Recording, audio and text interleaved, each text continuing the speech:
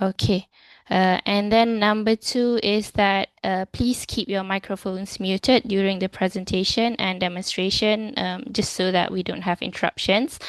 Number 3, questions can be posted in the chat box or asked orally during the Q&A at the end of the session later. Number 4, the recording of this webinar, with the permission of the speakers, of course, it will be made available on our YouTube channel. Okay, I will post the YouTube channel as well in the chat later. Number 5, if you wish to receive a certificate of attendance, you can fill in the form which we will post in the chat towards the end of the webinar. And finally, okay, sit back and get the most out of our pre-weekend afternoon. Okay. So now on to the introduction. Okay, we have these 4 very impressive speakers, and instructors, So the first one is Dr. Richard Watson Todd. Okay, Dr. Todd has been lucky enough to live in Thailand and enjoy working at KMUTT for the past 30 years. During that time, he has published 3 books. So the first one is Classroom Teaching Strategies in 1997, focusing on key classroom teaching skills such as explaining and giving instructions. The second book is Much Ado About English in 2006, fun and thought-provoking according to Goodreads. Okay, and the third is Discourse Topics. In 2016, the volume is inspirational and makes a major contribution to the growing literature on discourse analysis. So this one is according to a review in the Discourse Studies Journal article. So he has also published numerous articles in a wide range of journals, some serious and influential, and others more playful, reflecting his belief that research is an enjoyable endeavor led by curiosity. Okay, and then we have Dr. Wannapa Trakulkasemsuk. I hope I've pronounced it Yes, that's okay, correct. in an acceptable range. Yeah, okay, all right. Okay, so she is an associate professor at the School of Liberal Arts, KMUTT. Her academic work began with English as an international language, World Englishes, and English as a lingua franca, and later expanded to English and intercultural communication. She's also keenly interested in using technology to enhance research and analysis, and recently she has explored the potential of generative AI as a powerful tool for understanding complex communicative practices and actively integrates it into her research. Okay, next we have Dr. Sompatu Vungthong. Okay, she's a book lover with a background in literature and has been working at KMUTT for more than 15 years. Earlier her main focus was literature, particularly literature teaching and the use of language and strategies in literary texts. Over time, she developed a new passion for discourse analysis in general and for semiotics and SFL in particular. So she has written book chapters for both Cambridge Scholars Publishing and Routledge and has published in several Thai Journal Citation Index journals. Okay, for example, there is Journal of Human Sciences, Reflections, and Manustat Paritat, as well as in international journals such as TESOL Quarterly, Asian EFL Journal and Communication and Linguistic Studies. Okay, and then we have Dr. Punjaporn Pojanapunya. Okay, so she has been a researcher at the School of Liberal Arts, KMUTT. So all of these are colleagues, yeah. So it's been since 2006. So her work centers on keyword analysis and its application in applied linguistics research, with key publications co-authored with Dr. Todd, okay, including log likelihood and odds ratio, keenness statistics for different purposes of keyword analysis, and the influence of the benchmark corpus on keyword analysis. And in fact, for everyone's information, my very first encounter with this team is actually this paper written by Dr. Punjanapunya and Dr. Todd, okay, while I was reading up on keyword analysis. So I'm very glad to have found that paper. She has also conducted research in English teacher education and development using corpus-based methods to analyze data in these areas. So we can see that these four experts in quite different, having quite different interests, but they come together to leverage corpus analysis to study language. Okay, and in fact, it's not just language in the limited text sense, but it's also about the non-textual science multimode. So I won't hold the spotlight any longer. So I'll hand over the virtual stage, okay, to Dr. Todd, Dr. Okay, so the order will be like this, okay, as has been shown by Dr. Wannapa here. The first one would be Introduction to Multimodal Corpus Analysis Tool, MCAT. Okay, and then color schemes used in adverts. Next is call to action in multimodal corpus research. And finally, it's about investigating the robustness of accepted principles of multimodality. So I guess over to you first, Dr. Wannapa. Okay, thank you very much for, such a beautiful introduction. Okay, as I'm the first speaker today, I would take this as, yeah, an introduction. And of course, on behalf of our research team, I would say that we are happy to be here and we feel so honored to be invited to share with you what we have done recently. Okay, so today, yes, the topic will be about, our multimodal corpus analysis tools. And of course, you see that the next three speakers will be talking about the application of our program.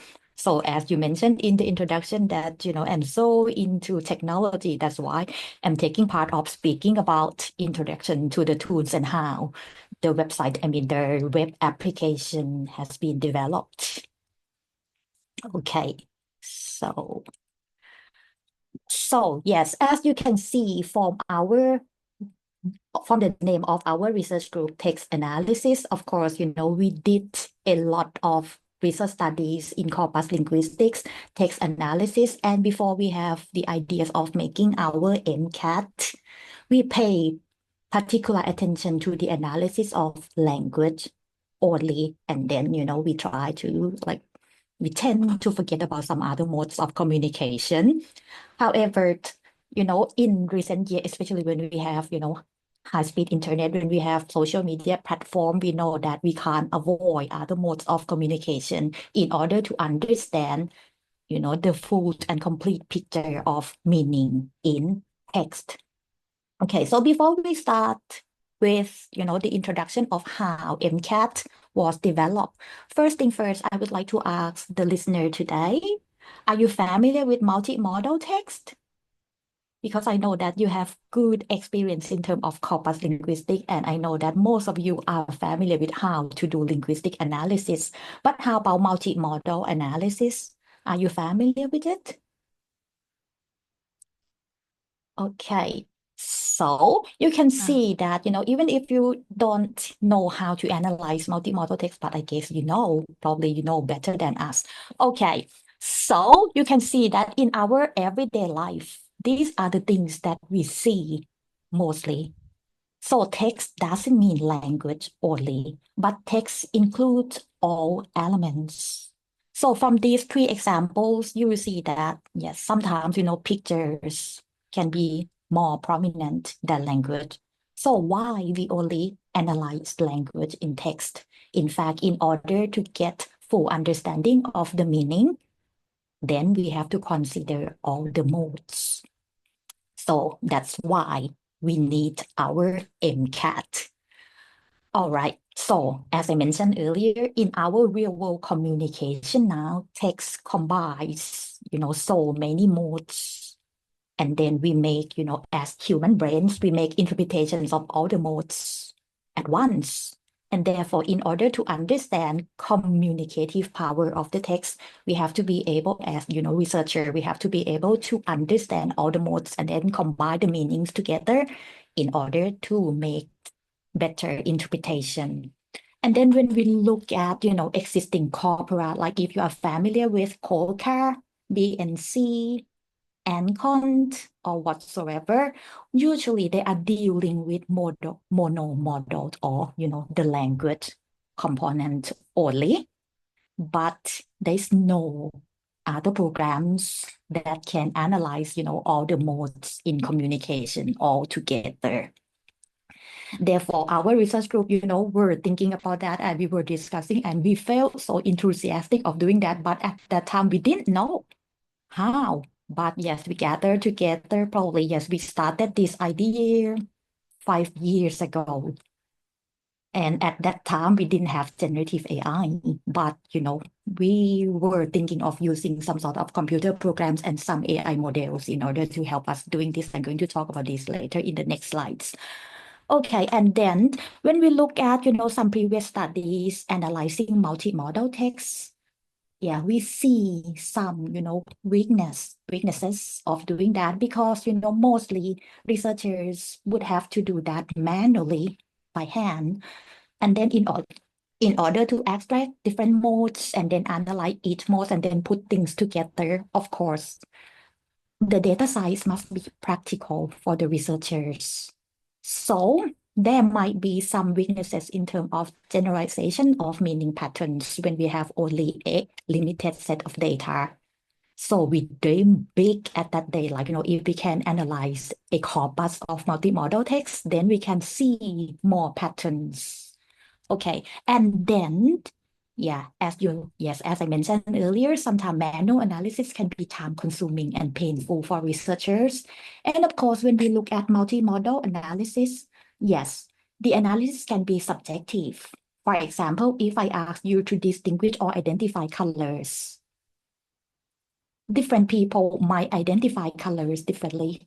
Imagine if you are a man and a woman, then, men and women, can distinguish color differently. Or sometimes, people from different cultural backgrounds can also identify colors differently.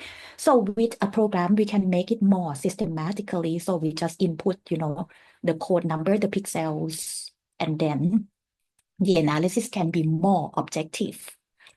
Then with computer programs, yes, we can quantify things.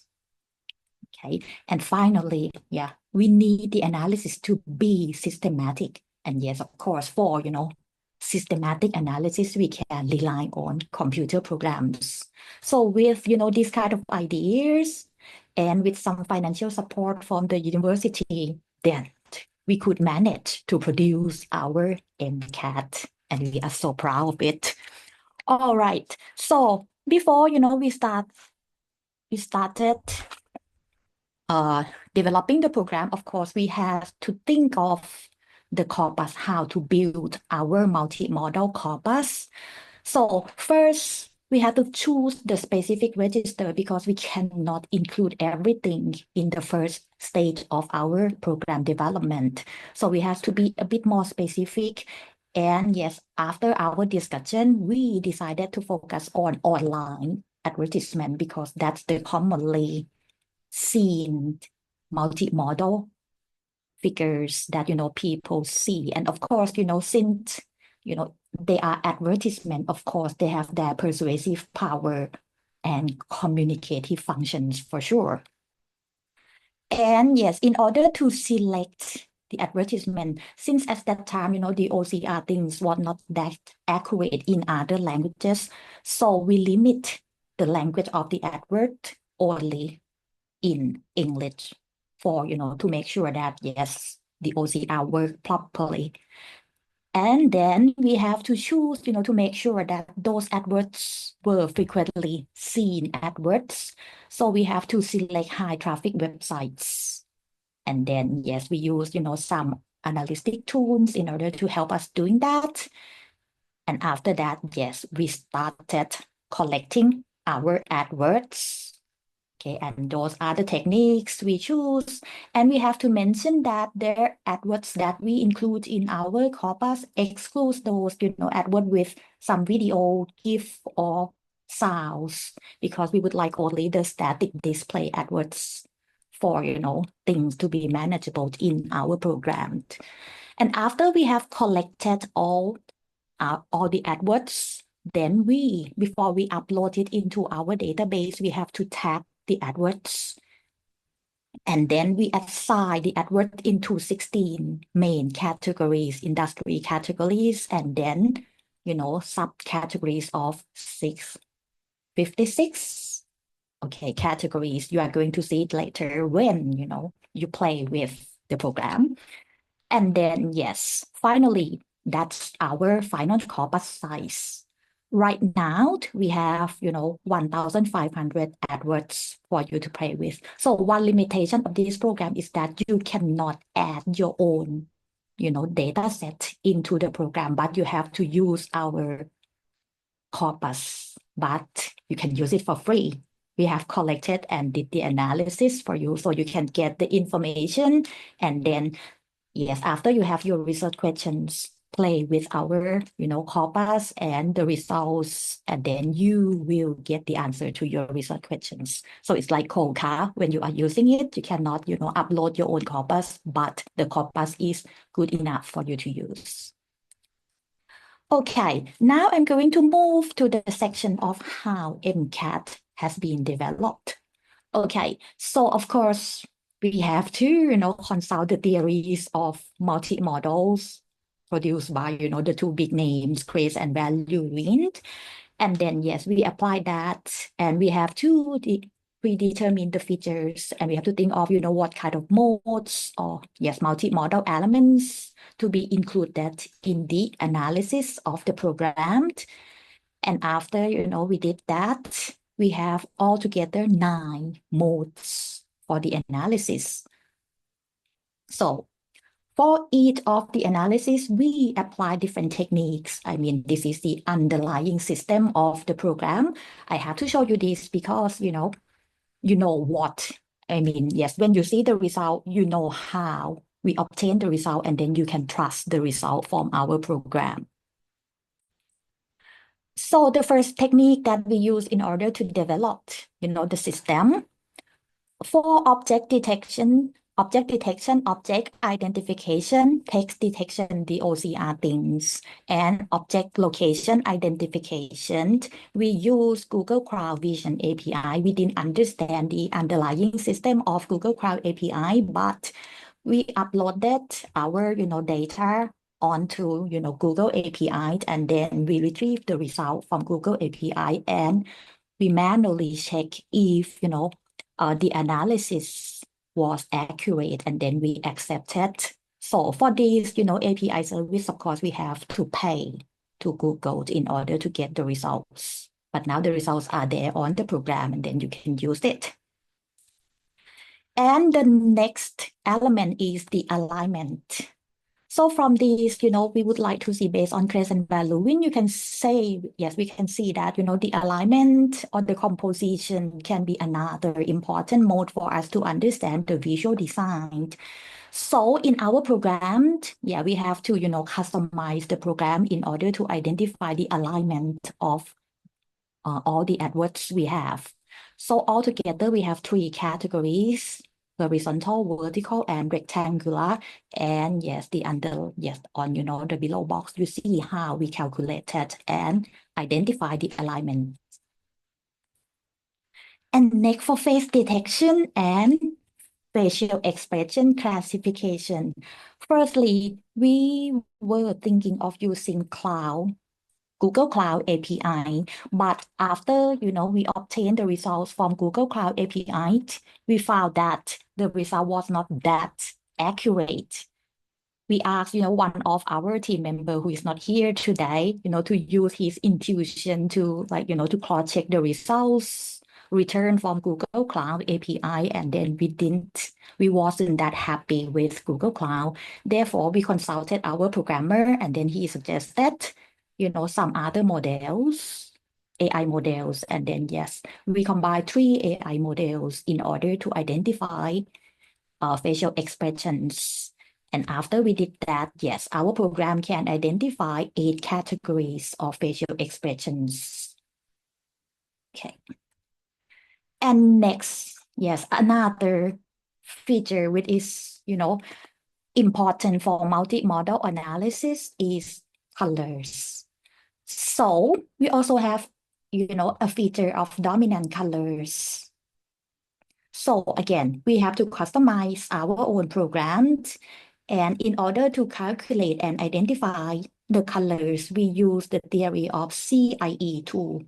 1,000 color different formula. That's the formula underlying our calculation. And as I mentioned earlier, colors are, something confusing because people might, distinguish color or identify colors differently. Even in our research group, when we try to identify, the category of colors, we can see that, for one color, there are 100 shades. And we don't know how to predetermine, the category of colors. And finally, we try to compromise and we say, okay, for color analysis, we have two subcategories. So if you see MCAT later, you see that we have, one category for 9 dominant colors and another category for 12 dominant colors. So it depends on your research questions. And sometimes, yes, since, I work on, this kind of study, and when I play with, the dominant colors, I would suggest that, yes, after you have your research questions, use the program and then see, which category 9 dominant colors or 12 dominant colors can give you base answer to your research questions, and then use, that subcategory. And then another color characteristics is brightness in the advert. Okay, so for these, yes, we customize our program again, and the brightness can be, divided into 3 levels: high, mid, and low. So the brightness level were computed using another formula, average brightness formula. Okay. And then for colorfulness, yes, again, so for color characteristics, you will see that we always divide those characteristics into 3 levels: high, mid, and low. So for colorfulness, yes, we, analyze it based on the perceived vividness or richness. This is another formula. So if you are interested in this kind of thing, ask me, I can send you the papers related to this sort of, formula that we use in order to calculate and identify color characteristics. And yes, contrast again can be divided into high, mid, and low, and we use IMS contrast formula in order to calculate and distinguish the high, mid, and low contrast in the picture. Okay, and then, if you are interested in developing a computer program, I'm not going to go into, those technical details because I know that some of you are not programmers. Okay, so for the workflow steps in developing our MCAT, yes, as I mentioned earlier, the first step, we compiled our corpus manually. So yes, we use, humans to do this. And then we collected our data, Google AdWords to be our data set. And then after that, we have to upload, all the AdWords into MCAT system. And then the MCAT system will connect to Google Cloud Vision API for the first 3 features to get the results. And also, yes, we have our internal program to analyze, some other modes and then get the results. And all the results are stored in our MCAT database. And then you can see the results on our web-based. So it is a web-based program. So these are the underlying steps that we work in order to develop the program. And not just, getting the results. When you see MCAT, you will see that, the program will quantify all the features, all the modes. And then you see the result. You can see the result in raw frequency or percentages. However, yes, I think all of you know that when we are working on corpus linguistic, raw frequencies cannot tell us much about the information. So we need some sort of likelihood of co-occurrence in order to see relationships between elements. So in our MCAT, we study several possible methods in order to identify the likelihood of each of the modes in our analysis. And finally, we choose the simple one, the OE ratio, because this is quite simple, straightforward, and easy for people to understand and apply it in our use, in our analysis. So I think you might be familiar with the OE, the observed frequency and the expected frequency. So OE compares, like if you have two features, and then you would like to see if there is any association between the occurrence of those two features in the corpus. Then we can identify and say if, there is some relationships between the two features. So to interpret, the OE scores easily, yes, we can see that if it is equal 1, so it means that there is no relationship more than 1. Yes, we can suggest some sort of association less than 1, so we can just, ignore it.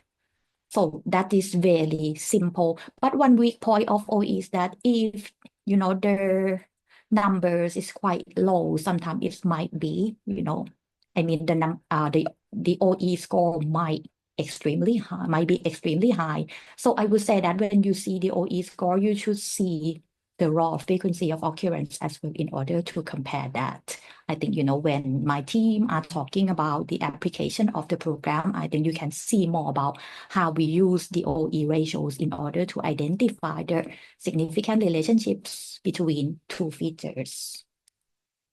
Okay, and this is to show you some examples of how to interpret the OE ratios.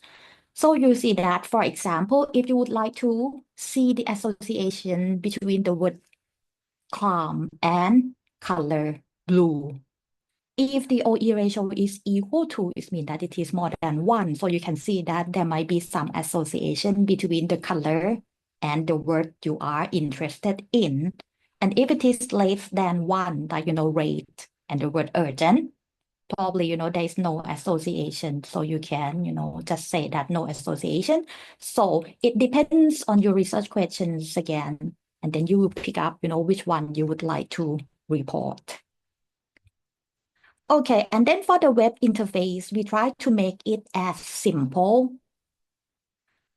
as, it can, because, there are a lot of information and we try to make it easy for, user to use it. And I think, in order for me to talk about it, I will let you play with our MCAT. So I'm going to copy and paste, okay, this link to the chat. And if you are interested in playing with MCAT, you can just go to the link. Oh my God, sorry. It's in picture.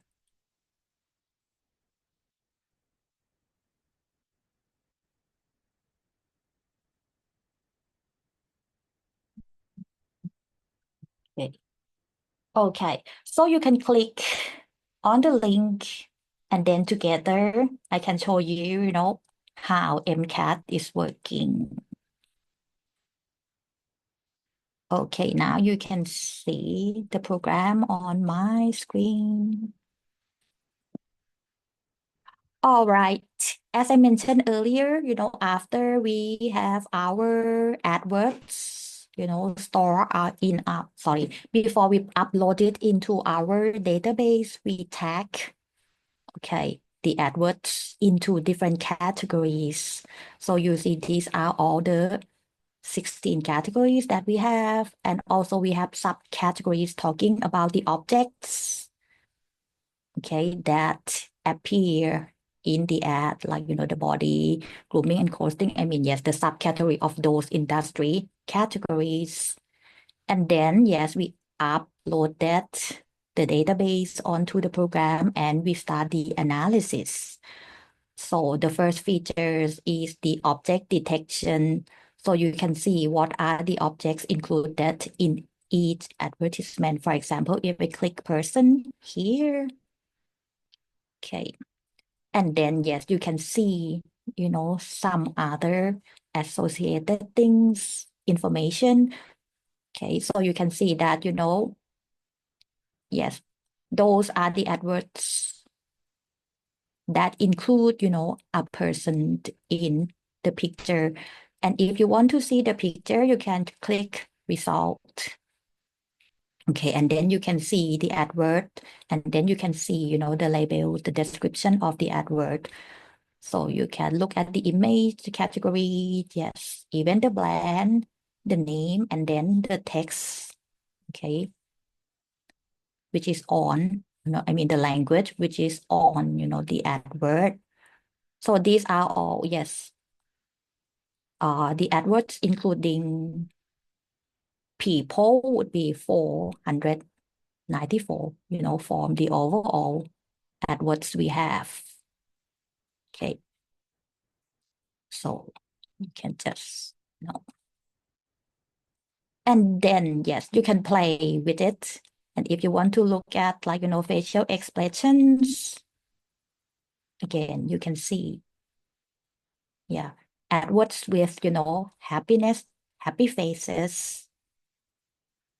Okay. And then another function, that you can, yes, that we have to apply when we are using, when we are trying to get answer to our research question is the OE function. So in order to do that, for example, in one of our paper, we say love is blue. So it means that we try to identify the association between the word love and the color blue. Okay, so here you can see these are all the words that we have in our database. So we have to find the word love first.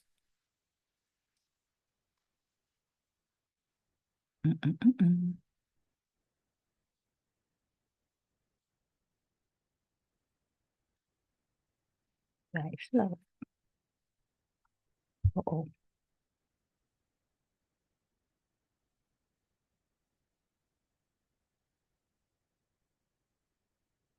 I finally find it. Okay, love here.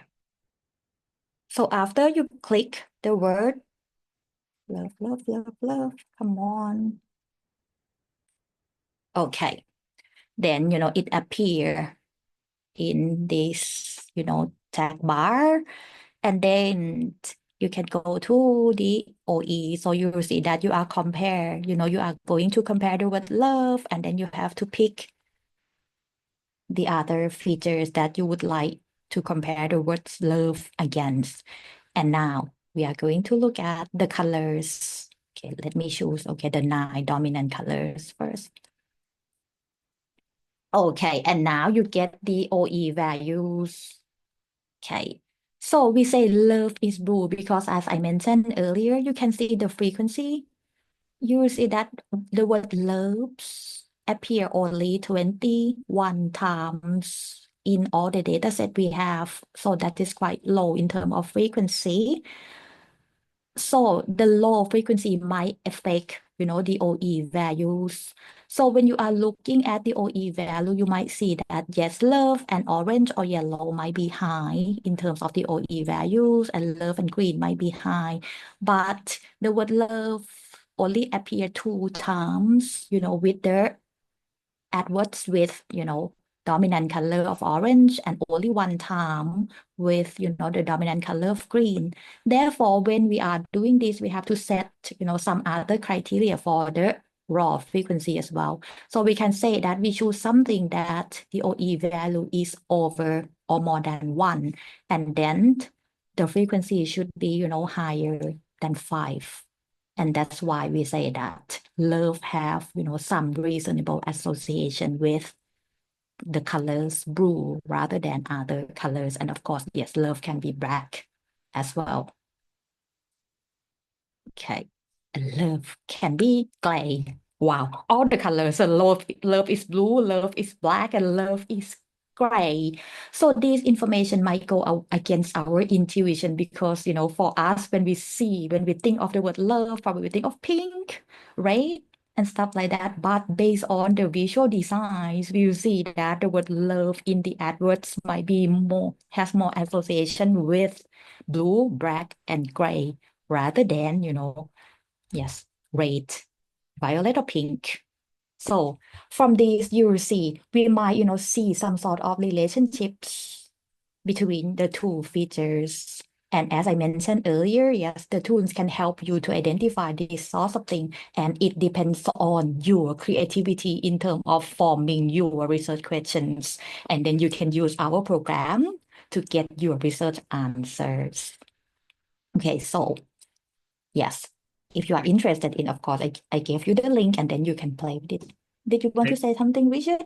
Yeah, I'm just wondering, should we have, say, maybe a 10-minute breakout room so people can play with it? In each room, we could have one of us, I don't know. Ong, do you feel comfortable to show people how to use MCAT? Ong? Yeah, sure. Yeah. Sure. Warrawit, you familiar with it? Not really, Jack. Sorry. Okay. So then, shall we have maybe 5 breakout rooms? Okay. Yeah, so Yeah. I can be in one, Wannapa in one, Sompatu in one, Punjaporn in one, and Ronagrit. There's someone called Yes. Ronagrit we can put in one. Okay. Shall I set them up? Do you want to set them up? Okay. I'm not so familiar. Okay, Yeah. I'll do it. Yeah, I think you can do it. Yeah, Yeah. she might not be familiar with our names. Usually it's just the one room webinar. Okay, and then but I need to I'm just setting it up, but I've got to check that which room Ong is in first. Oh, okay. I'll open the rooms, and then at the moment the 4 presenters are not in the rooms, but I'll add them into the rooms in a minute. Okay.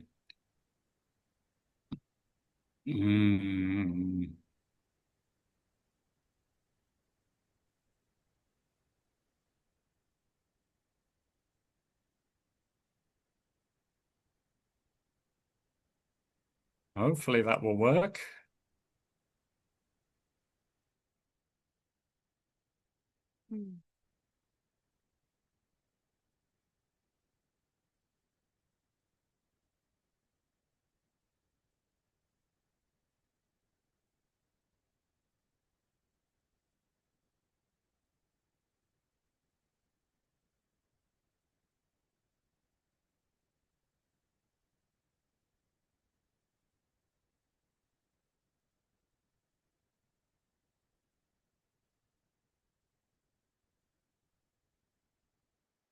And with face, the colors with words, the words with color characteristics like brightness, colorfulness, contrast.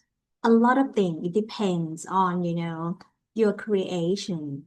For us, we have made like 2 papers, one published already and the other one is on the way. And yes, if you want to, can be used for free for your future research and interest. Anyone want me to show anything in particular about this one?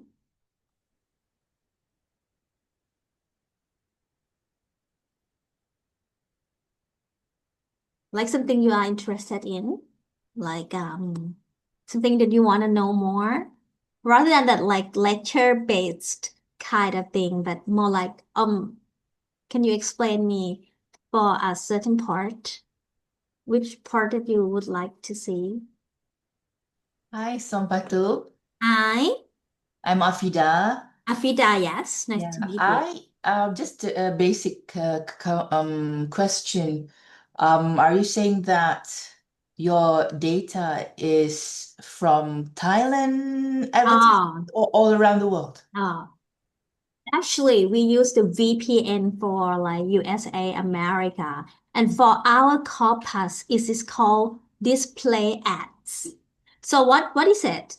For example, when you click on the website, news website, sports website, entertainment website, you will see the display ads coming up. Okay? And that's it. That is our data. Yeah. And no, it is not from Thailand. We set the VPN in order to get the data like a US based data. Like you can see this is like the display ads that can be seen by American people in America. Why? Because we want to look at the ads for English language. And that is a very good point. Like we actually can extend this to, the more comprehensive regions or area in the world. But now we have to say that the ads are like US based, not from Thailand. Right. For Thai people, for example, when they will not see these ads, only Americans. So in terms of representativeness in corpus collection, This is just for America. it's But American. yeah, but we go for the top 5 websites that I can recall and encompassing various not websites, I'm sorry, types of websites like sports, news, a variety of we want to get a variety of ads, display ads. Yes. So we can say that like this is for American region. With definitely with their culture and Of course. ideology ingrained. Of course, if you collect the data from the Arab country, for example, the way they use the left and right are different, right? They read from the right, not from the left. And this is multimodal features. It's not just about words. It's not just about colors. It's also about, alignment, the use of the object location, Yep, that's right. many other things. And you can say, oh, this is the our findings are the representative of all ads in the world. You cannot say that. You cannot say that. But we hopefully in the future we can grow, our data. It's amazing how you've done this. And it's more like for example, Mikasi or my case, right? Where the corpus is just that, right? And is it possible to upload our No. advertisements? Sorry, that is the limitation.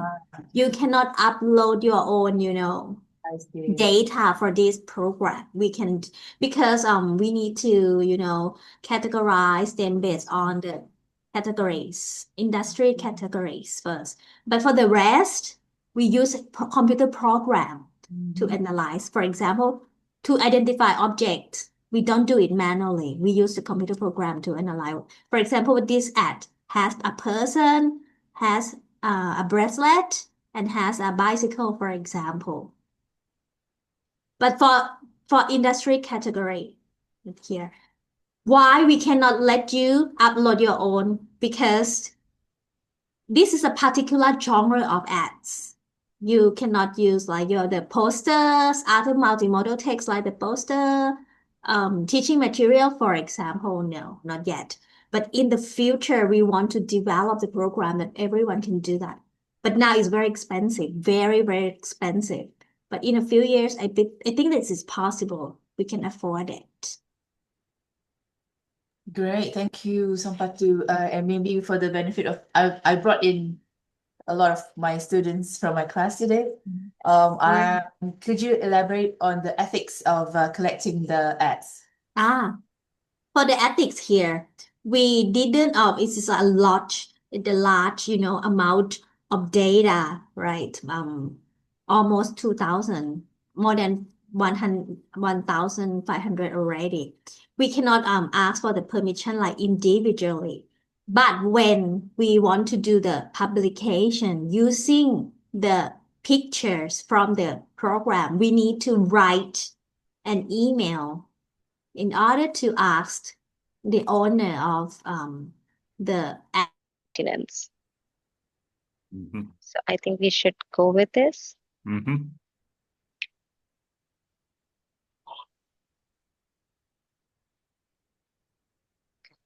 So, Noi, would you tell me what should I go for the next one? Seems interesting to you. Maybe, or you selected design, right? Okay, so. Are you interested in colors, maybe? Yeah, color. Colors are associated with adverts about design. Okay, So there are. if you go back to the top, Ib, and you Okay. click on OE, Mhm. Okay. and then click on the down arrow for pick a group of terms. Mhm. You've got the down arrow, yeah? Yeah. Mm. Yeah. And then either 12 colors or 9 colors. They're two just different ways of looking at things. Yeah, I think click we should go with 12. Yeah. okay.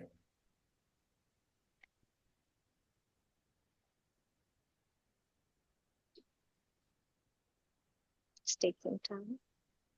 Conducted and Oops, sorry. reported that love is blue. Sorry, I didn't hear that Can you hear properly. me? Yeah. Okay, I said, is this the kind of analysis you conducted and reported that love is blue? Yes. In that Okay. paper, there are 3 case studies. Yeah, you can look at. Okay, so like now we can say COVID-19 is yellow. Yes. Okay. COVID-19 is yellow, COVID-19 is blue, and COVID-19 is white. But mostly It's white. COVID-19 is highly associated with yellow. Yellow. Okay. So like now to frame the research question, how do you think the research question should be? I think it depends on what you want to know. Because, in my first case study I did, yes, I was interested in, colors and design. Okay. Yeah, and then, I look at the categories. Yeah, I look at, the industry categories and the association of, colors. And I found that usually, yes, the most interesting point that I can remember is that, for the advertisement about computer and technology, usually it is associated with dark black and, some sort of luminous color in order to show some feeling of futuristic idea and stuff like that. Yeah. I see. Very advanced. Okay, so now I hope that everyone is playing with MCAT on your own computer. If you have any more questions, feel free to discuss or to ask questions, right? Okay. Actually, while I have you, Doctor, let's say if any one of us would like to use MCAT as our research tool, how do we cite, like citation? Is there any citation for MCAT? Because let's say we're using Ankong or something, we will like cite the developer and the university and all that. Is there such a citation? All right. I'm sorry, I don't have the exact reference for the MCAT, but actually we published a paper using MCAT. So have you heard about Love is Blue article? No, but I think Raihana shared it just now. Yeah, I can share the link here.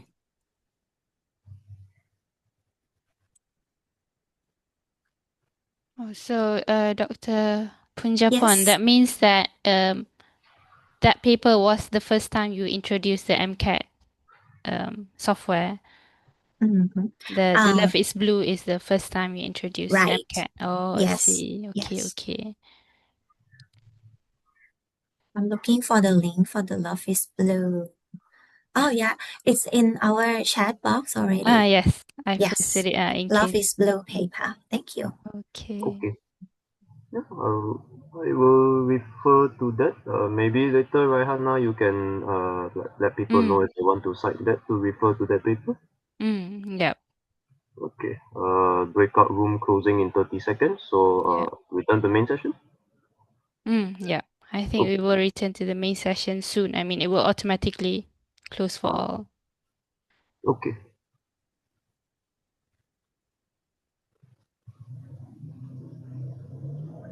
Okay, thank you so much, Alex, for your questions. No problem. Yes. Thank you, Doctor, for sharing.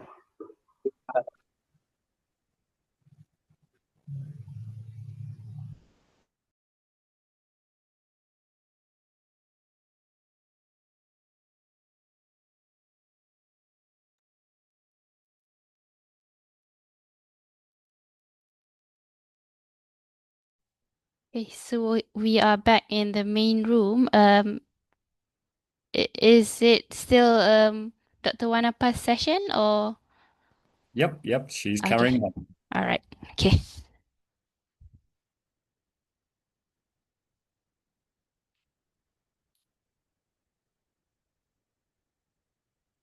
You're muted, Tick. You're muted.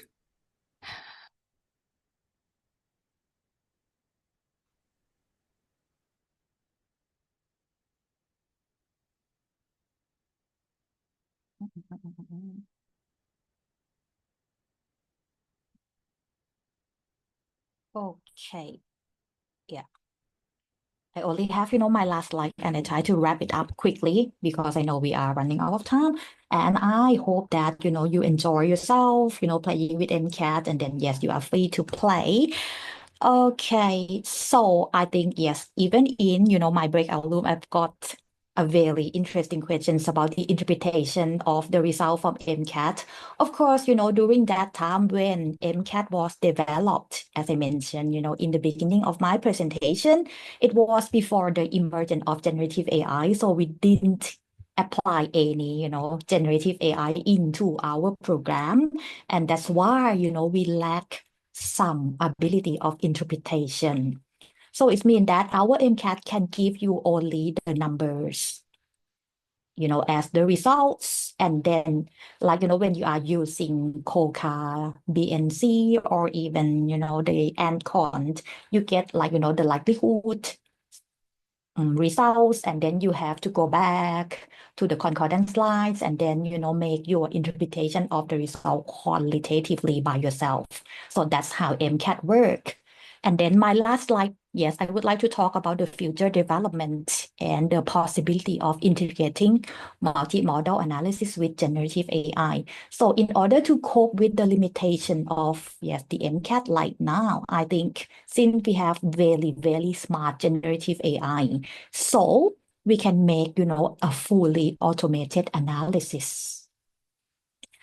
Because yes, as I mentioned earlier, from MCAT, you can get only numbers, and then you can make your own interpretation. But, with generative AI, I think if we train the machine well, we can, we don't have to tackling by ourselves. We can train the machine to do that boring stuff for us. And also, with generative AI, and if you are interested in agentic AI and stuff like that, it can be a good IA, a good research assistant for you. So generative AIs right now, can even help you with data analysis and interpretation. Sometimes you don't have to do it by yourself. And then Ajahn Richard will talk about our research project later, but I would like you to see some examples that I apply generative AI. Can you see the screen now? Okay. So this is, what I applied. Yeah, I used, the MCAT corpus. And yes, we were discussing of, how to taste the theories of, case and value in visual grammar. And I was interested in the alignment of, top and bottom and, ideal and real information. If, yeah, it is, the real association between top and ideal and then bottom and real information. And then I was thinking of, because, as I mentioned earlier, I'm so into generative AI right now. And then I try, to use generative AI in order to help me with the analysis and interpretation. So yes, I have made another program to, get the information from MCAT database and then train, the AI, write, a long prompt in order to get the results. And yes, all of these results are from generative AI, all the result interpretation and analysis.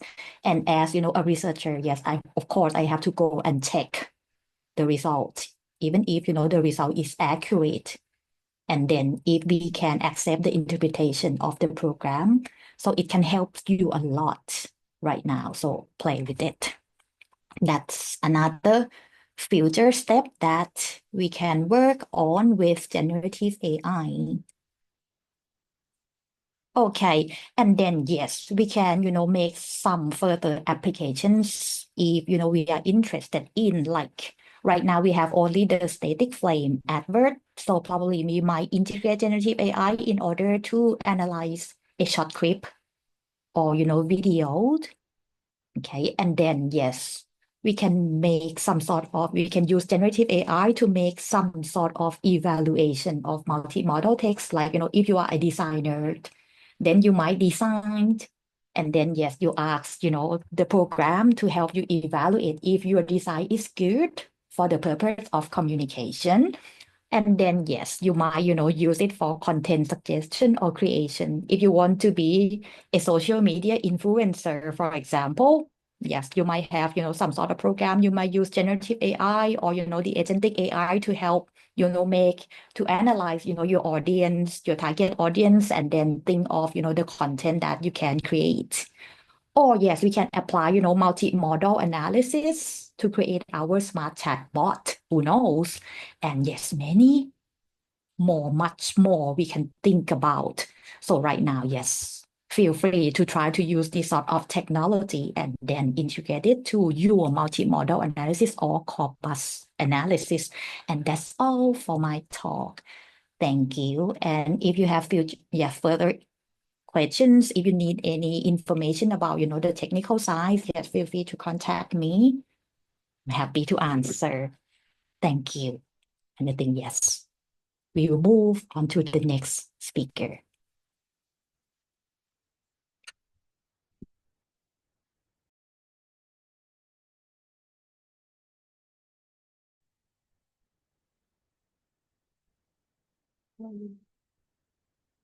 Oh, hi, everyone. As you know a bit already about Multimodal Corpus Analysis Tool, or we call it MCAT. For my part, it is the use of this tool for analyzing color schemes in adverts. And we as a team explore some possible patterns of the color characteristics used in display ads or image ads. Okay. And we look at the associations between words and colors in adverts, and also the associations between the color characteristics and the main industry categories. For example, like food and beverages, education, and sport.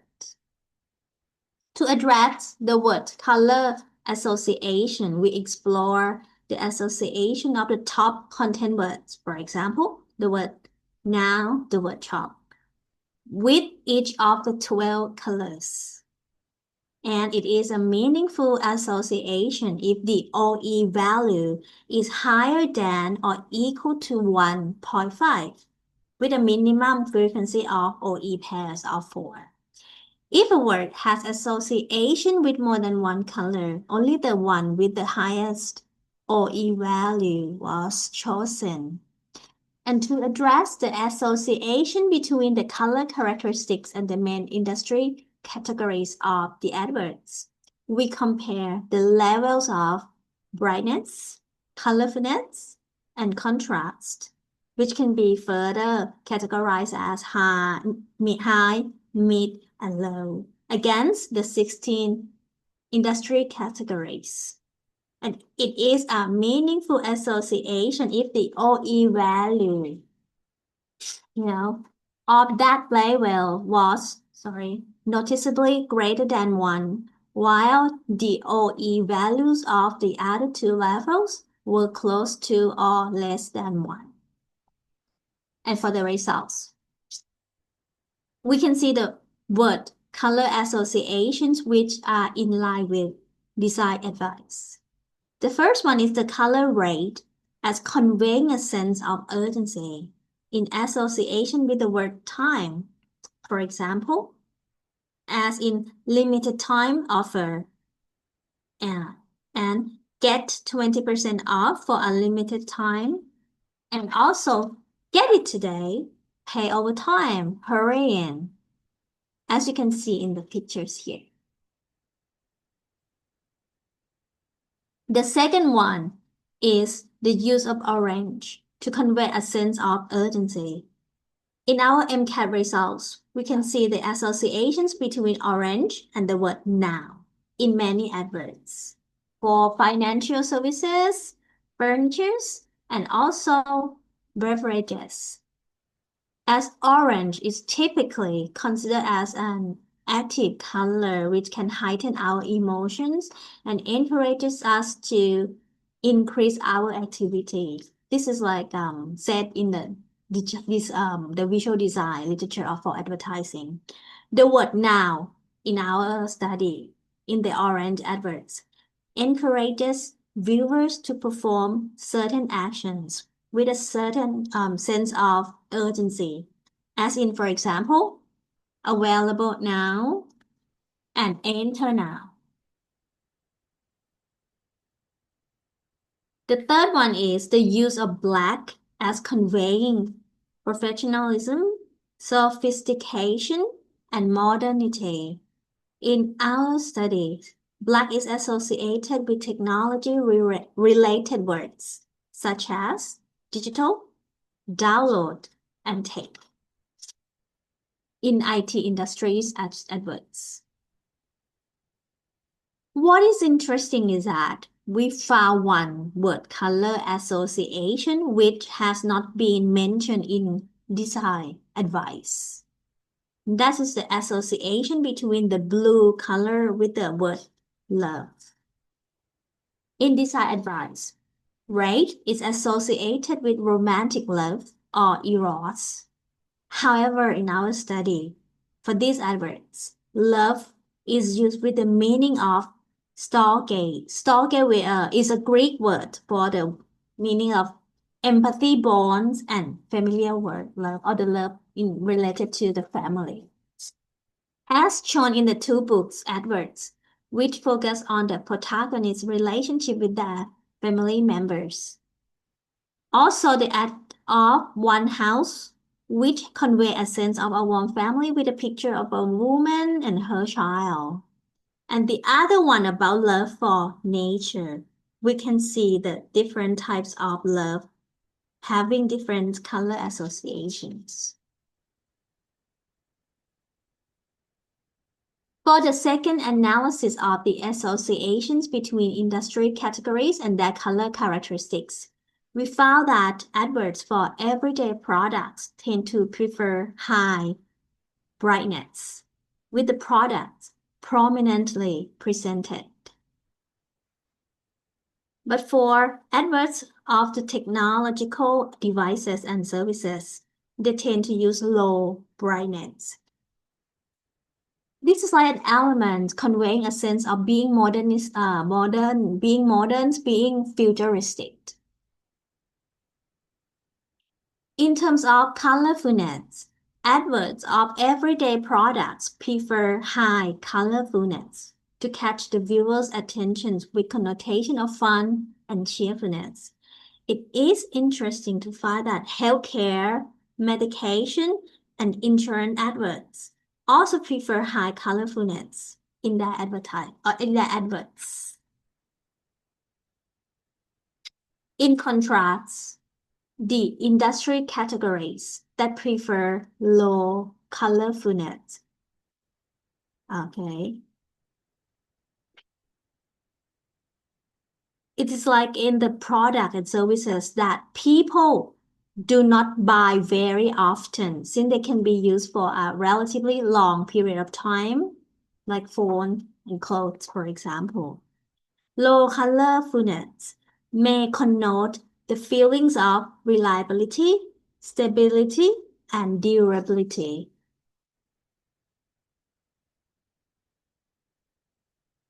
As for high contrast, our results support the design advice that high contrast should be used when the advert designers would like to emphasize a particular object or to excite the viewers.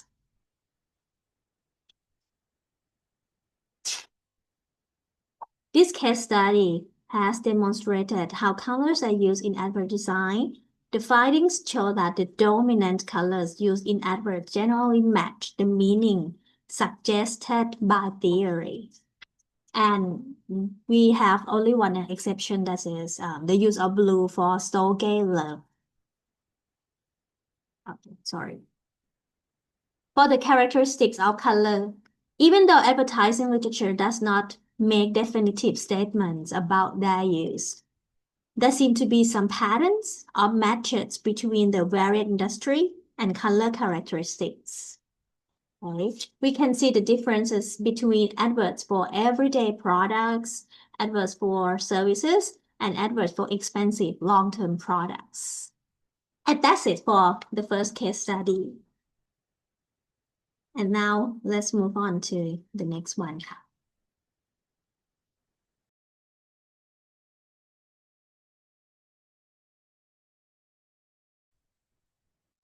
Okay. Hello everyone, I'm Punjaporn. I'm the third presenter for our webinar today, so I'm very excited to be here with you today. Actually, for the first two parts, you know what MCAT is, and Dr. Sompatu just mentioned, present about the ads and colors, right? So in my part, I will share with you different features. But first, I would like to share my own experience, something that I think many of you might have had as well.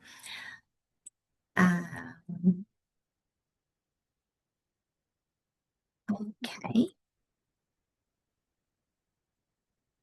Here. Okay. The thing is, I was searching for a journal using SciMago, and this popped up, right? Once I selected a journal to look for more information, I saw this on the screen. And as I scroll down the page, this is the screen I saw. So from what you've just seen, what can you guess, or can you tell me what stood out to you? The advertisement. Advertisement, right? Yes.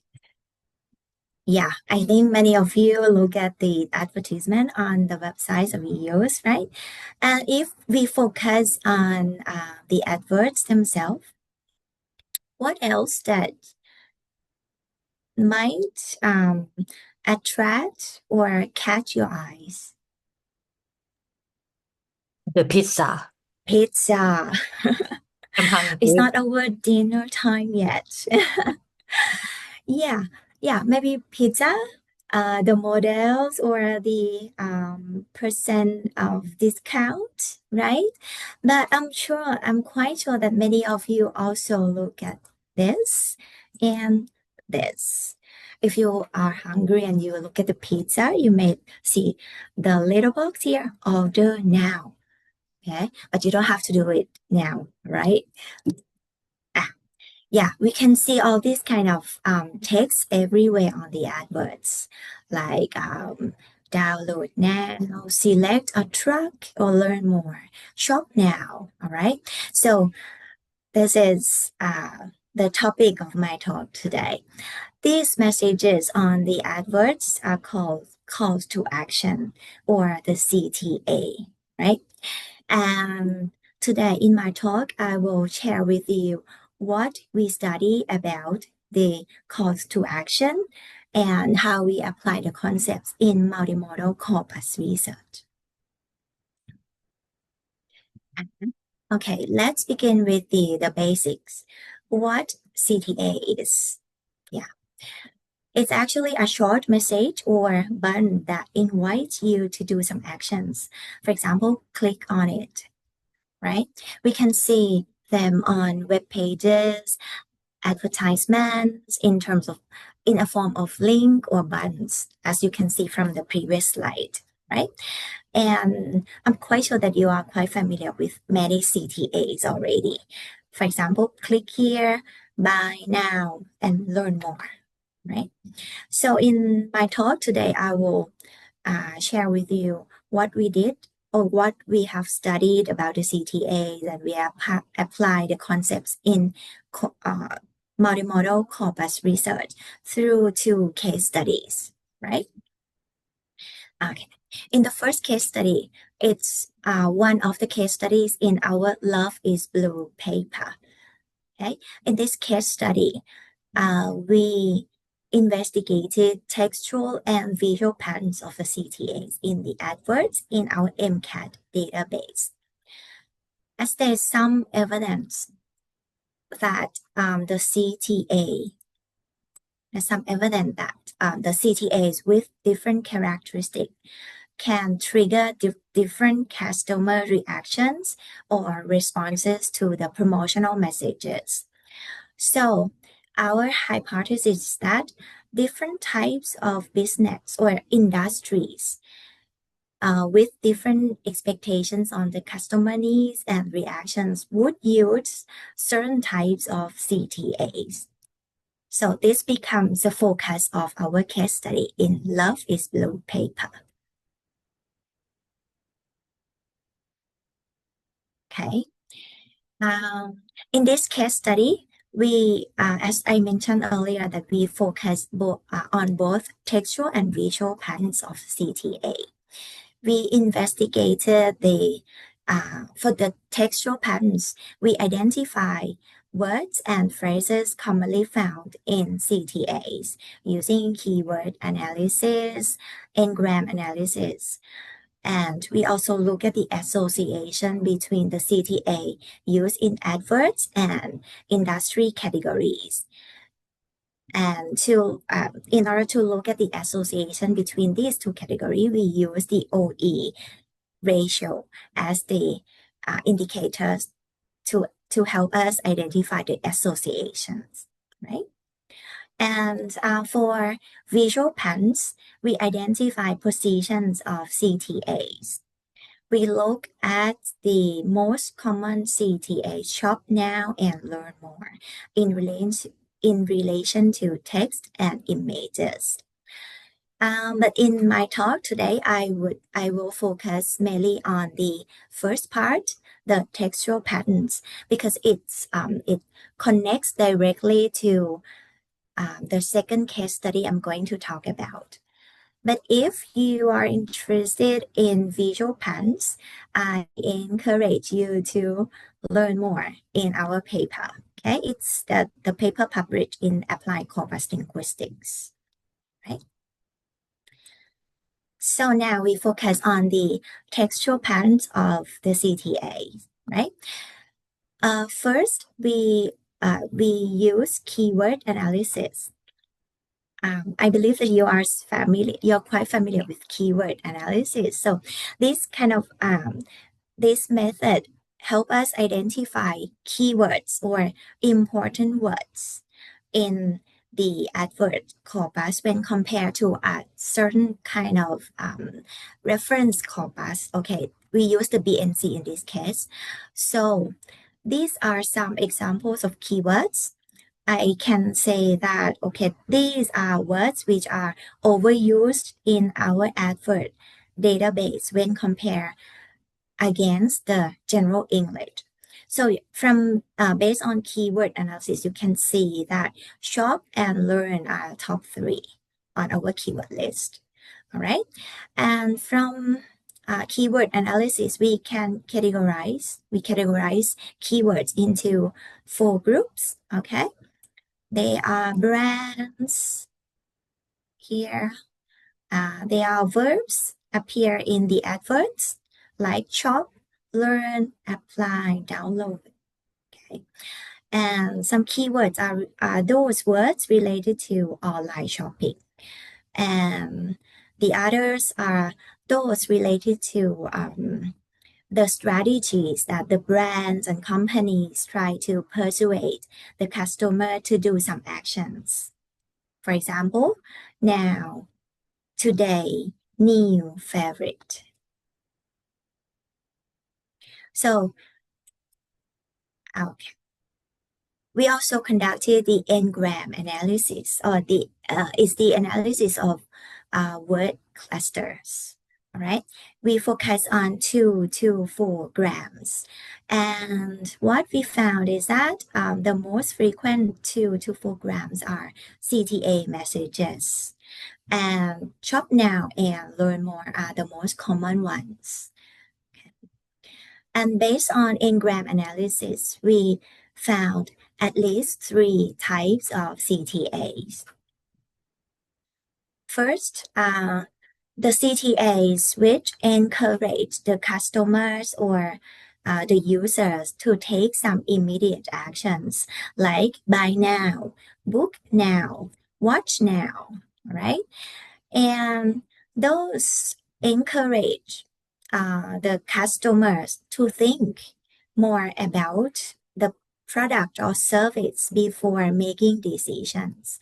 For example, find out, find for more information, learn more, discover more, for example.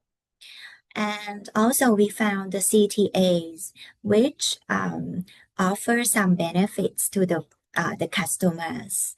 For example, discount or some free gift, okay, by the brands. Okay, so based on keyword analysis and n-gram analysis, we learn about different characteristics of the CTAs appear in the adverts. And if you remember our hypothesis, we investigated the association between the CTA used and the industry categories. So we investigate the association between the most common CTA, shop CTAs and learn CTAs, with different industry categories, product and service providers. All right.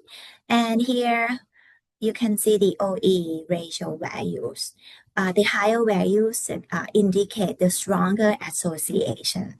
All right. If you just have a quick look here, we can see some patterns, right? We can see the link between shop CTA and the ads used by product providers like food, plasticware, sportwear, for example. All right. And for the learn CTA, we can see some pattern here. Yes, the learn CTAs are used a lot in companies which offer services like credit cards, knowledge, and education, right? And another thing that we found interesting is that the use of the CTA is also linked to the price of the products. For example, we found that adverts for cars, which are expensive products, right? The companies are more likely to use learn CTA rather than shop CTA, right? So in the first case study here, the CTA is a key element in the adverts, and we can see the association between the use of certain types of CTA and the industry categories, right?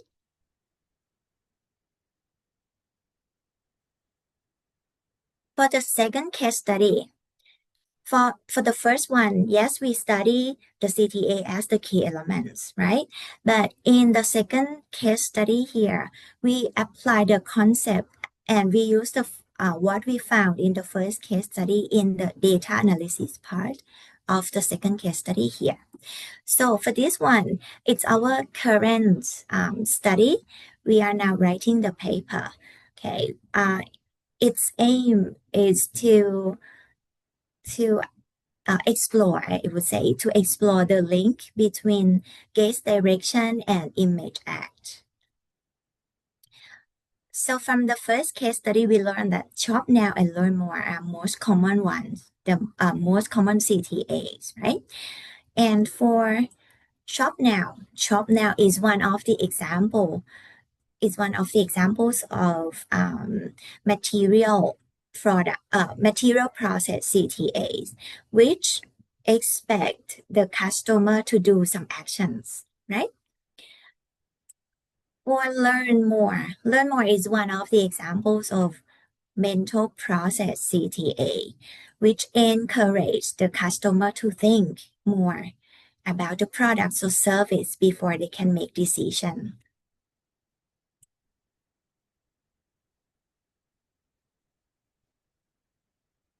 Okay, to address what we want to know about, which is the link between image acts and gaze direction.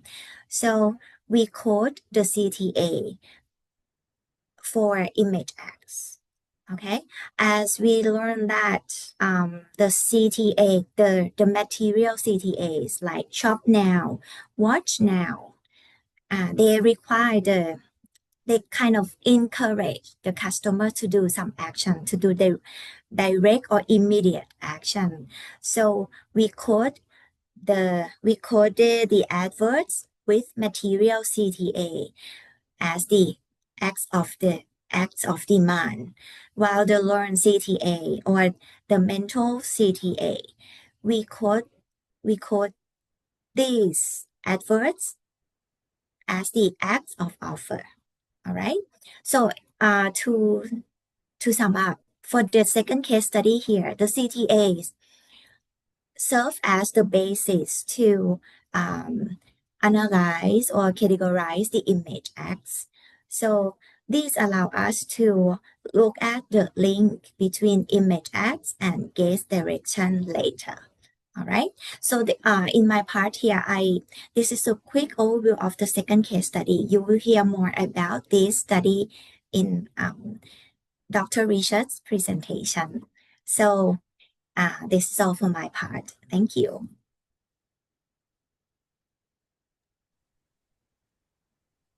Thank you. So I drew the short straw and got the last one, the last part, because people are going to be feeling tired and you've already heard some of the things I'm going to be talking about. But what I'd like to talk about today is, as Dr. Punjaporn mentioned, this is our current research. So this has most of what I'm going to be presenting hasn't been published yet. We've just finished the first draft of the article, so you're getting the preview. And what we're looking at here is that within multimodal research, there are generally accepted principles that guide analysis. And probably 90% of multimodal research uses principles from Cresson van Leeuwen's book, Reading Images, which, if you're doing any multimodal research, you probably are obliged to cite. It's now been cited over 26,000 times. So Cresson van Leeuwen tried to make what you can see the subtitle, The Grammar of Visual Design. They tried to identify principles underlying how multimodal images work. And they came up with lots of principles and some examples of the principles. They say that in narratives, you need to focus on the vectors which show the movement, such as in this picture. And if you're looking at a picture like this, you may want to focus on the most salient content, which is in the center of the image. If you have an image which is more horizontal than vertical, it's likely that any given information will be on the left and any new information will be on the right. And if you are looking at a vertical image, Ajahn Wannapa already mentioned about this. The ideal information may be at the top and the real information at the bottom. Some other principles, they talk about the modality of the image. where it's real or abstract. So the clearer the image, the more likely it is to be taken as real, where the lower modality is more abstract. They talk about the distance of the focus of the image from the viewer, and they equate that with social distance. So in these two pictures, the one on the left has a greater social distance. You don't feel as affiliated with the person in the picture compared to the one on the right. They talk about angle and power. If the image is looking upwards at the person like this one, then they have a high power. If the position of the viewer compared to the image is looking downwards, then there's low power. The person in the image has low power. And the one that Ajahn Punjaporn just mentioned is the gaze direction and image act, which most famously came from this World War I poster featuring Kitchener. So there are other principles as well in the book, but this gives you a flavor of the sorts of things that Crescent Van Leeuwen argue for. But even though it's been cited 26,000 times, there is almost no research that evaluates whether you should trust these principles or not. And that's our goal. And we are looking at investigating the robustness of three principles here. We're going to look at the given information on the left, new information on the right, ideal information at the top, real information at the bottom, and gaze direction and image act. So we're going to use the MCAT corpus to see whether these principles hold for the MCAT corpus. So to start off with, though, we need to understand Crescent Van Leeuwen's work a bit more clearly. And in their visual grammar, they describe it, as you can see there. It's very general, it's contemporary primarily, it's in Western. They just seem to say that there are certain elements and rules that have meanings in images. But they're fairly careful about what they say, how they talk about this. They clearly state that the principles they're proposing should not be viewed as fixed rules. They don't always hold. They also acknowledge that they are working within Western visual communication. All of their examples are from Western culture.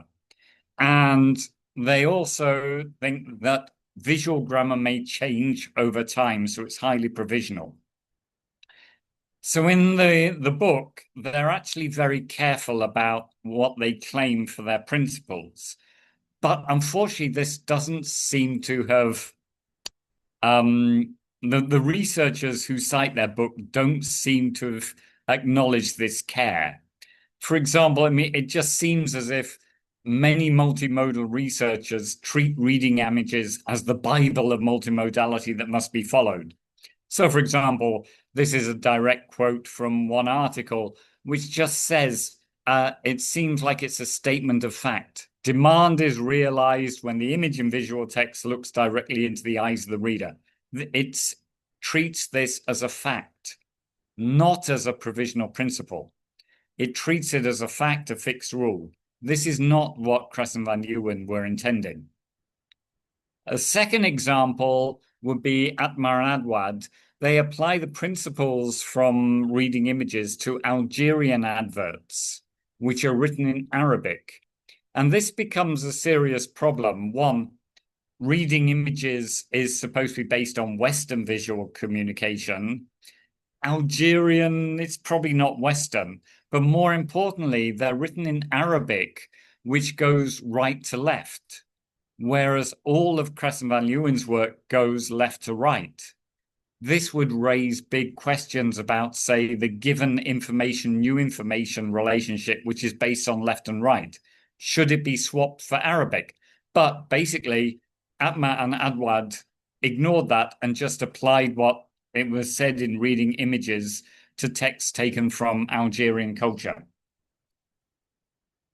So the way in which reading images has been interpreted by many researchers is concerning. A second concern is that Kress and Van Leeuwen are, yes, they're working within systemic functional linguistics primarily, but they draw many of their principles from things like the history of art. They're very much taking an analyst perspective. And when we look at certain of their principles and compare them with other perspectives, we see that they don't necessarily hold across perspectives. So, in his work on genre, John Swales proposed that there would be 4 ways at looking at a genre. You could look at it from the perspective of the analyst. So you would be trying to identify moves and steps, and you would be interpreting it based on the principles of Swalesian genre analysis. But alternatively, you could ask the person who produced the text, what did they mean by it? What do they think the stages are? Or you could ask the recipient of the text, the reader, for example, what do they think the moves are? How do they interpret it? Or you could take a corpus approach. If we apply these 4 alternative perspectives to the relationship between gaze, direction, and image act, Ajahn Punjaporn has already stated that there is an expected relationship, which is that a direct gaze is a demand, an averted gaze is an offer. And a lot of researchers just take this as a rule. But if you go to things like visual design guides, people who write books for graphic designers, for example, they argue that use of a direct gaze heightens viewer emotions. It doesn't have very much necessarily to do with demand. It's all about generating emotions. Alternatively, if you look at the recipient perspective, and this is work within psychology mostly, where the people have looked at how people react to images through things like eye tracking research. And here they say that a direct gaze serves an informational purpose, an averted gaze serves an emotional purpose. Okay, you can already see that things are getting quite confused here. Is a direct gaze demand, emotion, or information? And what about the contrast between direct gaze heightens emotion, but averted gaze is emotional? Everything seems to be a bit of a mess here. And maybe this is where a corpus approach, such as our use of MCAT, could help us to see what perspective we should be taking. And that's the focus of this research. So, as I mentioned, I'm going to be looking at 3 principles which are proposed in reading images, these 3 principles. So, starting with the first one, given on the left, new on the right, how do we operationalize this for corpus analysis?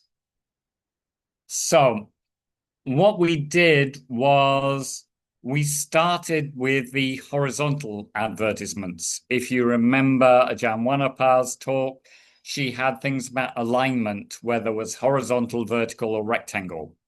These are the horizontal adverts because it should be much easier to separate out left and right in a horizontal. To operationalize given and new is far more difficult, and we acknowledge that our operationalization here is problematic. But for most product adverts, they include a picture of the product. And for most products, they're fairly stable, so they can be assumed to be given. If you think about food packaging, if you want, you want an Oreo, you go to the supermarket, you look for a blue packet because Oreos have been blue for 50 years or however long they've been around. Packaging doesn't change. So if they include an image of the product, it's likely to be given. But the verbal text is more likely to be new, such as presenting a new offer. For service adverts, however, it's probably the opposite way round, because service adverts have no image. So within service adverts, images are used for metaphorical purposes, and generally they use a new image for each advert, whereas much of the verbal text would be given. So we're operating like this. When we restrict it to a clear left-right distinction, so there are adverts which have image, text, image, that becomes confusing, for example. We end up with a total of 167 adverts, 121 products, and 146 services. So when we look at this, we find that what we find in the adverts is that generally it's nothing about given on the left, new on the right. There is a 2-to-1 general preference to have the verbal text, the words on the left, and the image on the right. So this doesn't matter whether it's a product or a service, this holds. It doesn't matter whether the information is given or new, this holds. So it appears that the principle about the purposes of left and right information in in images, according to Kress and Van Leeuwen, doesn't seem to match our analysis. There's something different happening here. We're not really sure what, but to illustrate, here's a typical advert. You can see we've got nearly all of the verbal information. The text is towards the left, whereas the image is on the right. But the new information is on the left, this week only. That has to be new information, this week only. It has to be new information. So just for this one advert, you can see that text on the left, verbal text on the left, image on the right holds, but given on the left, new on the right doesn't hold. So this casts doubt on Kress and Van Leeuwen's principle that given information is provided on the left, new is provided on the right. It doesn't seem to hold. The second principle we investigated is ideal at the top, real at the bottom. So we started with all of the vertical adverts in MCAT. And to operationalize it, we followed Kress and Van Leeuwen's definitions of what ideal and real mean. We used AI. Again, Ajahn Wannapa mentioned this earlier today. And she went through a prompt for a subsection, I think it was 20 advertisements as a pilot, and refined the prompt until the AI output exactly matched the manual analysis. So what we're talking about here, if we look at this picture here, these are ideal. I'm sorry if I'm going to upset anyone, but superheroes aren't real. They're ideal. And the real information sponsored by Pagoda, that stuff is at the bottom. This is a clear example of top, ideal, real, bottom. And so what we can do from this is we can have a 2x2 table, top, bottom, ideal, real. A 2x2, we can do a chi-square. So the chi-square is highly significant. And we used Kramer's V as the associated effect size statistic, and it's a pretty strong effect. So it would appear that Kress and Van Leeuwen got it right here. Their principle holds for adverts at least. However, there is one big problem, which means we need to treat this finding with caution. And even though Ajahn Wannapa was extolling the benefits of using generative AI analyzes from its database. Even if your prompt says, only look at this advert, do not use any background knowledge about this, it will still use its background knowledge.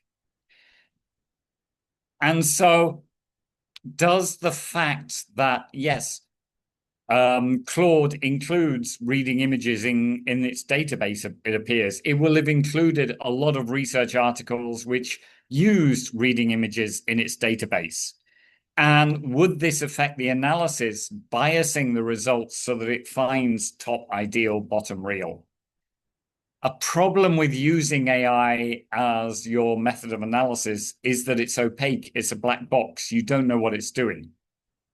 So yes, we can conclude the findings support the Crescent van Leeuwen's principle, but it still needs to be treated with a little bit of caution. The third principle we investigated was the gaze direction and image act. And when they're talking about this, Crescent van Leeuwen are following SFL. And if you're familiar with SFL, there are 4 basic speech acts, 2 of which are demand, 2 of which are offer. And Crescent van Leeuwen argue that direct gaze at the viewer is a demand, averted gaze away from the viewer is an offer. A demand, as Ajahn Punjaporn showed you, a demand is manifested by a material call to action, like book now, such as in this image. And here we see direct gaze at the viewer. And an offer is manifested by a mental call to action phrase, learn more, as in this image, but oh dear, we've also got direct gaze at the viewer again. So we're not certain whether this is working. We need to do the corpus analysis. So what to do this? Yes, we use the facial expressions function to identify the adverts because anything with a facial expression should have a gaze. But we found there were certain problems with gaze direction. If the person in the advert is wearing sunglasses, you can't be certain about the direction of their gaze. You have adverts with multiple people in it, some of whom have direct gaze, some of whom have averted gaze. And we also have adverts like this, which have gaze, but the problem is that these are taken from movie posters and put into an HBO advert for which they were not originally designed. So it's unclear whether we should count these. So to be certain, anything which was even slightly problematic was removed, discarded from the analysis. We also have image act problems. A few adverts have both a material and a mental CTA in both of them. And then there are adverts with material CTA for something which is free. Is that a demand or an offer? Sign up for your free trial. So again, we removed those from the analysis. So we ended up with 222 adverts where both the gaze direction and the image acts were completely unambiguous. Again, we've got a 2x2 table here. And here are 2 which do fit our expectations. The first one, gaze at viewer with shop now. The second one, gaze away from viewer with learn more. So these 2 fit. We saw one earlier which didn't fit. Overall, no, it doesn't work. It's not significant, and the effect size is near 0. There appears to be no real relationship between gaze direction and image act. So here we're casting doubt on the proposed principle in reading images. So if we look at our 3 studies together,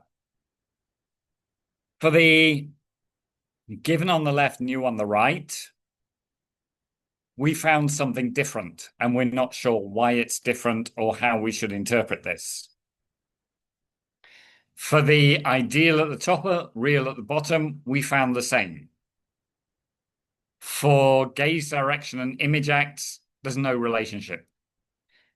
This is all a little bit problematic because we're starting to see that maybe we shouldn't be trusting Crescent van Leeuwen.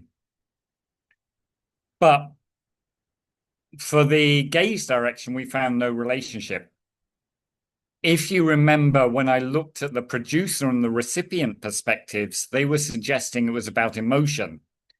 If we still want to work within an SFL framework, then maybe we could try to look at gaze direction and link it to emotions using appraisal theory.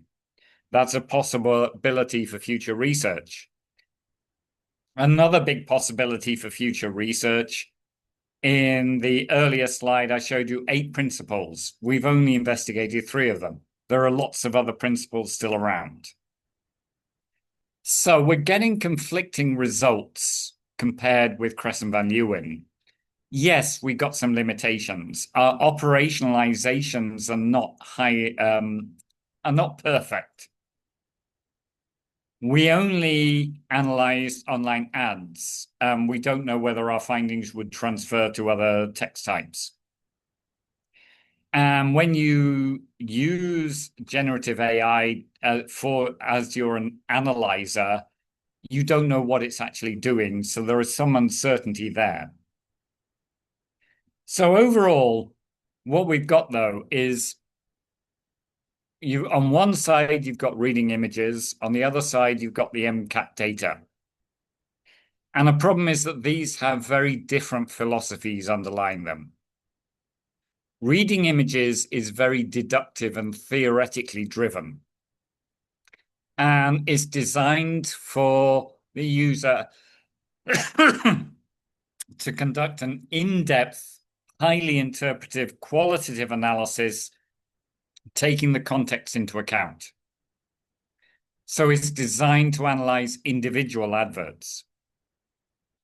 The corpus, on the other hand, is very inductive. It's highly empirical. It's not interpreting anything. That's left to the researcher afterwards. It's just identifying repeated patterns. But it should have a more transferability because it's a larger data set. However, our data set is only one text type, so the transferability is a little bit suspect. So overall, reading images is massively useful. It's a great book. It's been cited over 25,000 times. People use it, yes. But the principles proposed in Kress and Van Leeuwen are not rules. They need to be critically questioned. And in some cases, it appears that they may actually be wrong. Thank you. Okay. Thank you very much to Dr. Richard and team for a very well-rounded presentation and demonstration. So they started with what tools they can use, and then they moved on to a sample of analysis that has been done, and finally it's about the principles and the process of analysis, not just the analysis itself, but also the thinking process in order for you to actually use corpus analysis to the fullest. So again, I am very glad that we got your team to lead this workshop in this webinar. So now I'm sure you would have, for the attendees, you would have questions for the speakers.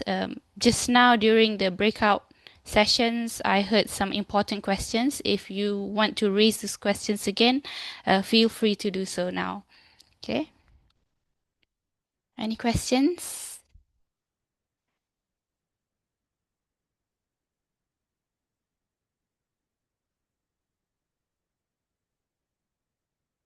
Okay, maybe I can start the ball rolling while waiting for the others, okay, to compose their questions. So I'm wondering about the O/F, observed versus expected ratio, and is that novel to your MCAT, or is it actually rooted in statistics? It's a common statistic. It's most often used in medicine, in medical research for, but we when you're looking at possibility of co-occurrence, there's a wide variety of statistics you could use. We actually investigated 5 for how discriminatory they were, and also how easily understood they would be by a non-specialist. And from that, we came out with using OE. It is pretty common, especially in medical research. It's nothing special there. Yeah. And it seems to be more accessible to non-statisticians. Yeah, if it's more than one, there's a relationship. If it's less than one, there's no relationship. That's pretty Yeah. easy to understand. Yeah, true. Okay, all right. Okay, Dr. Afida? Hi, yeah, okay. Right. Sorry, Doctor, Yeah. but it's an important question, I think. Well, I'm a corpus enthusiast also, but it's all about time, isn't it? I see that you have a whole group of researchers there who are similar in passion in the same university and department. So bravo, Richard and gang, because you have a group. That is important in corpus linguistics analysis. If you don't have a team and you're sole person, oof, it's tough. I was just asking, I went to Sompatu's breakout room just now, and I was wondering about asked about data, where the data came from, and that she said it's American, and so would future studies be insinuating American values, relating to ideologies from there. And yeah, a good critical discourse analysis probably would come out from there. But I also thought, I actually wondered whether we can upload it our advertisements and then Zoom MCAT analyze it and compare like like keywords do. There's always a reference corpus, and yours would be the reference, and ours would be the target.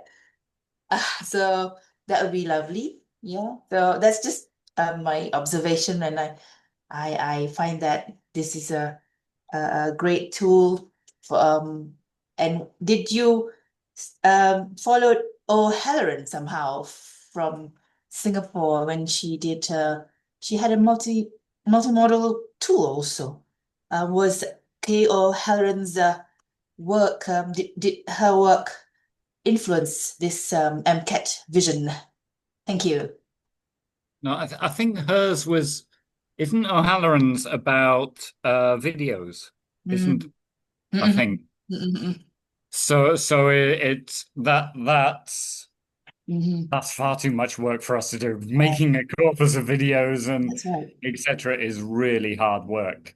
And the corpus is not going to be that large. Yeah. Yeah. But yeah, there are, I mean, we say it's a multimodal corpus analysis tool, but obviously the biggest corpora, multimodal corpora there are sign language corpora. Yeah. Which, yes, we're not doing, it's not really that new, but as far as we know, it's the first one which is publicly available for anyone to play with if they want to. That's right, yeah. And I find that you in the finale you critiqued visual grammar, and which my student just the other day presented when full of Crescent Van Leeuwen's, and that is a good observation that you did, because through corpus we can corpus-based analysis we can actually challenge challenge the theories based on empirical work, and this is an obvious way of doing it. Bravo. I mean, that's lovely. That is something that students can be alert to. Yeah. Okay. Thank you, Rahana, and good job. If we draw parallels with the original corpus work, yes, Sinclair kind of destroy Chomsky. Yeah, that's right. You're gonna do it again.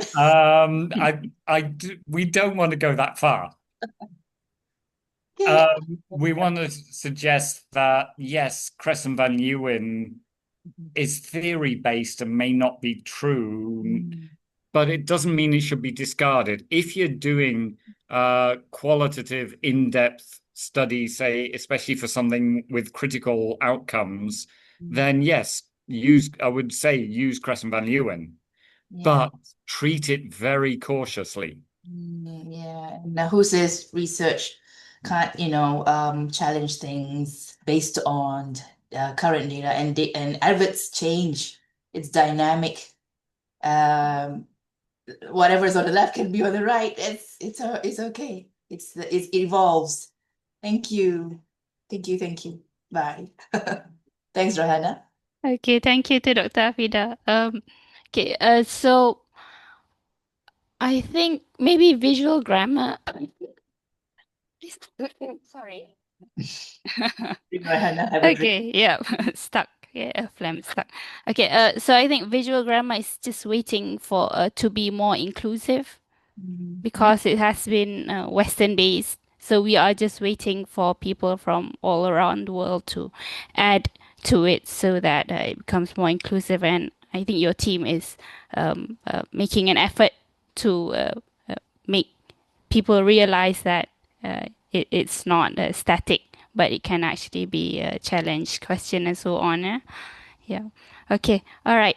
So it seems there might not be any questions anymore. Probably we are all processing a lot. Okay. So before we end, would it be okay if we have a picture session, photo taking session? Okay. Right.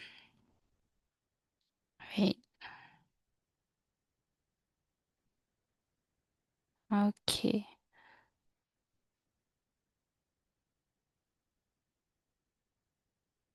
Okay, so participants are invited to switch on your cameras, okay, if you want to be featured together with our speakers here, speakers slash instructors.